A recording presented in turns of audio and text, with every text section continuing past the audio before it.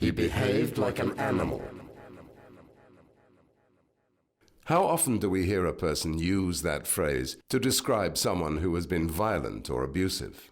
Moreover, how often do we refer to animals as stupid or dumb? And farm animals have the worst of it. We imagine they have neither intelligence, sensitivity, nor feelings. Yet, as you will see, these old attitudes no longer fit what we now know about animals. Did you know, for instance, that pigs can use computer joysticks? That hens can learn from watching TV?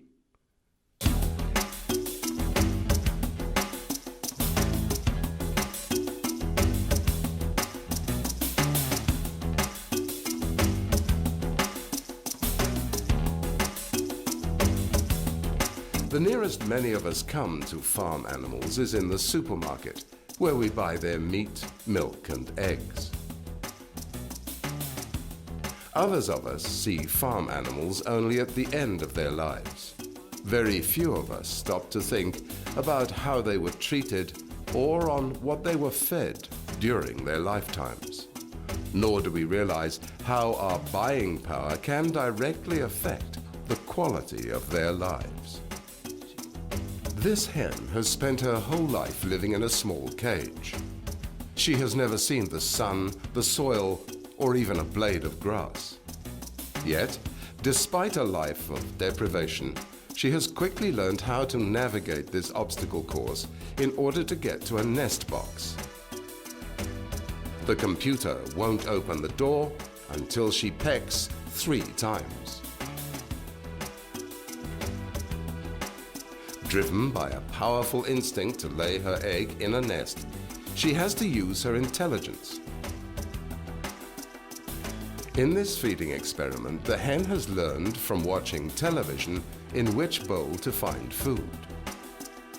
Even when offered a yellow bowl, she goes for the red one, as seen on TV. What about pigs? This is Hamlet. He's amazed animal psychologists by learning a computer game designed for chimpanzees.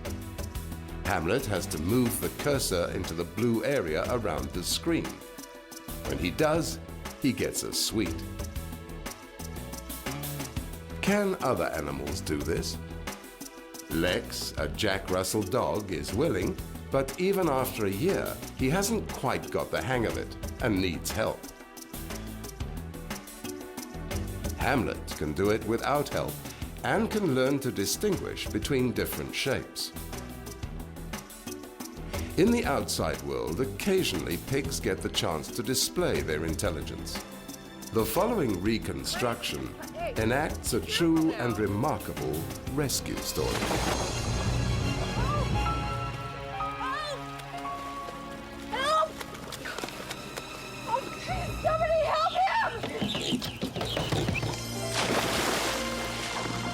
When she heard the scream of the boy, she quite naturally swam directly to him. Richard, grab it!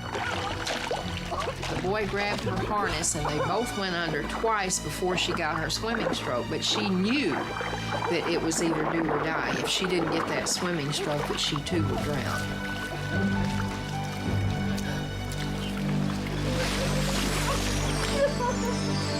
It seems that pigs are far from stupid. So, are farm animals just there to give us meat, milk, and eggs? Or are they living, breathing, thinking, and feeling creatures? How have we come to treat farm animals so differently from the way we treat our pets? Farms used to be run by families, and everyone got to know all the animals. But in the last 50 years, the world has been committed to increasing the production of farm animals to provide more eggs, more meat, and more milk at cheaper prices. As a result, farming has been transformed into an industry called intensive or factory farming. Laying hens suddenly found themselves in the factory farm, the battery system. Each battery cage allows less floor space per hen, than the area of an A4 piece of paper. And pigs' lives suddenly went from this to this. Inside this mass production shed, thousands of broiler or meat chickens live crammed together. The factory system is designed to make them grow as quickly as possible, making meat more plentiful and cheaper. In addition, they have been selectively bred to put on weight very quickly. The chicken on the left is a normal-sized egg layer. The chicken on the right is a broiler, selectively bred for meat. They grow much faster, putting on weight at an extraordinary rate. Because of selective breeding, they'll be ready for slaughter in no time at all. Their lives are at most just 7 weeks from hatching to slaughter. But putting on weight this fast has its consequences. The body gets too big for the legs. The legs can collapse under the strain. Thousands of chickens are painfully crippled by the time they reach their slaughter weight. This bird is very thirsty, but can't stay upright long enough to drink what he needs. Many scientists now believe that animals kept in close confinement are so bored and frustrated that they are literally driven to the edge of insanity. Humans, too, pay a huge price for plentiful, low-cost animal products. A recent survey conducted at the University of the Western Cape on a random sample of chickens supplied as cheap food to residents of Khayelitsha, an informal settlement near Cape Town, had all been extensively dosed with antibiotics while still on the factory farm. Crowded, stressful conditions encourage outbreaks of disease. However, the extensive use of antibiotics in animal feed can have major implications for human health.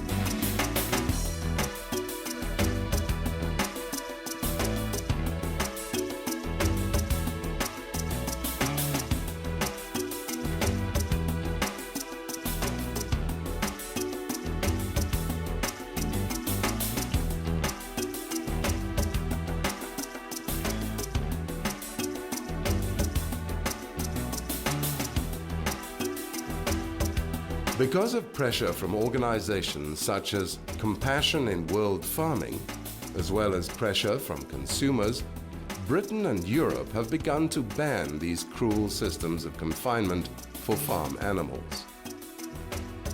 Veal crates for calves, now banned in the UK.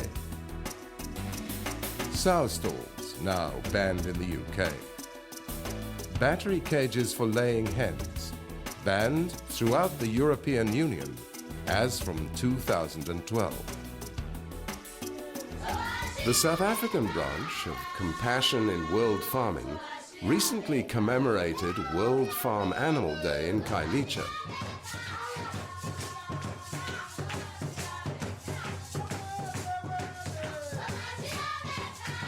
An abundance of plant-based traditional African cuisine was served.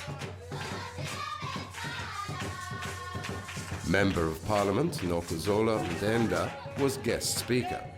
She appealed for a return to traditional African values, where meat is not consumed in vast quantities every day. With us, we don't slaughter any time. There is a reason, a serious reason for slaughtering. And we don't slaughter every day or even every month and so on and so on. We respect life. How many animals are killed in abattoirs on a daily basis and there is no outcry? We know that you don't get protein only in meat. You get protein even in some vegetables. So that is why I'm saying, if we're talking about respect for life of an animal, African culture respects that. Let us be proud of being ourselves.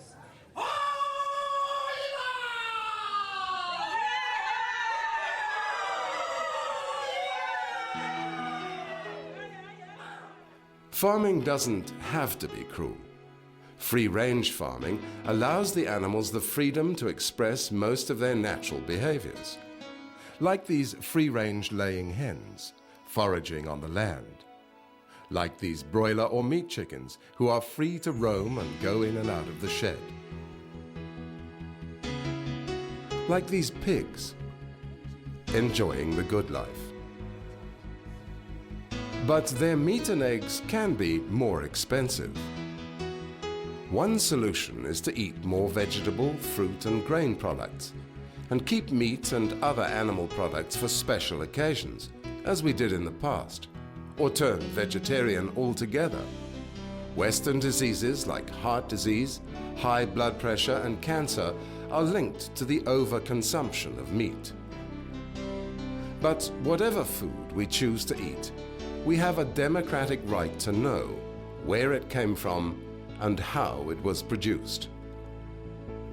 For those of us in South Africa who do follow a Western-style diet, we may eat, in the course of our lifetimes, 1,000 chickens,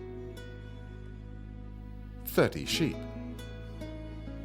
20 pigs, 4 beef cattle,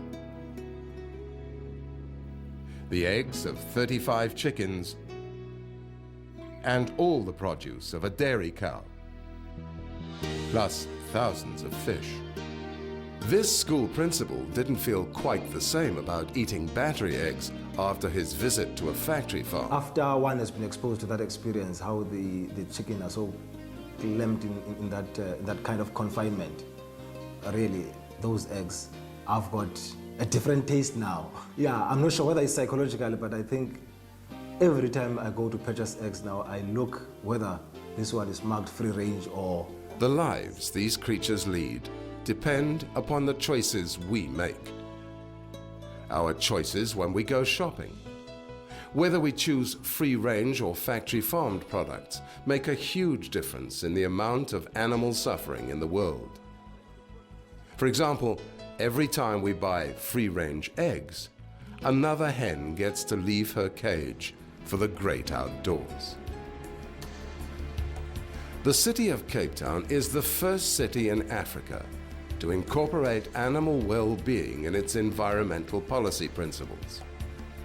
Keith Wiseman, Manager of Environmental Policy, led the process. Cape Town is the first city in South Africa to include the humane rights of animals in its environmental policy statements. Animals have significant rights and these need to be respected and reflected in our environmental policy. It's not just about the green environment, the birds and the bees and the trees, although those are important. Respecting animal rights is the same as respecting human rights in the environment. Patrick Kulati, also from the Environmental Management Department, is convinced of the link between animal cruelty and human violence. People that really are cruel to other people, you know, most of them have started being cruel to animals. So there's a great link there. So I think that we as a city, through the policy Keith referred to, are trying to encourage our citizens to really, you know, respect life, respect all creation. As the mother city, Cape Town can be proud of setting this example. Farm animals, indeed all animals, need to be included in our sense of caring.